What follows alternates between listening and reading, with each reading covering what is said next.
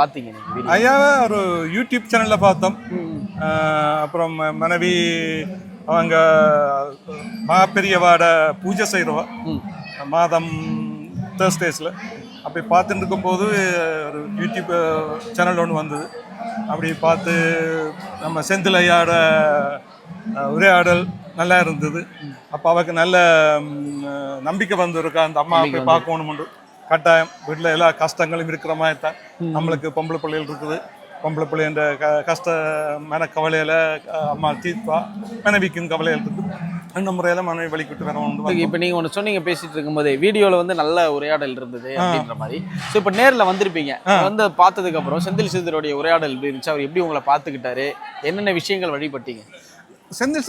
செந்திலையா பொறுத்தவரையில் நாம் ஆஸ்திரேலியாந்து வந்த போல ஒரு விஷயங்கள் எனக்கு கூட கொஞ்சம் நண்பாக நடந்தார்.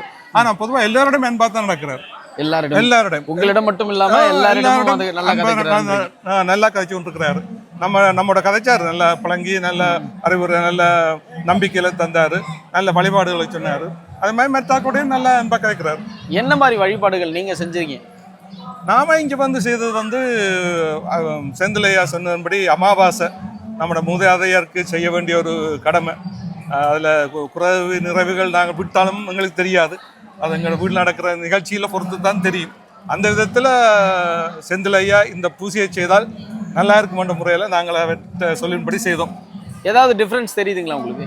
ஆமாம், நம்ம பொண்ணுகள் இப்போ என்னுடைய பொண்ணு பொதுவாக கோயில் எல்லாம் பார்ட்டிசிபேட் பண்ண மாட்டாங்க, கோவிலுக்கு வர மாட்டாங்க, கோவிலுக்குள்ள வராங்க. இப்போ துணிஞ்சு கோயிலில் நின்று இவ்வளோ சனத்தோட. ஆமாம், நம்மளோட விஸ்வாச ரூபம் விஸ்வாசபுரம் மக்களும் அப்படித்தான், நல்ல மக்கள். ஒரு விதமான வேறுபாடு இல்லாமல் நாங்கள் கொடுத்த நன்கொடைகளையும் வாங்கி லைனில் வரிசையாக வந்து நன்றாக வாங்கி ஆசீர்வாதத்துக்கு போயிருக்கிறாங்க.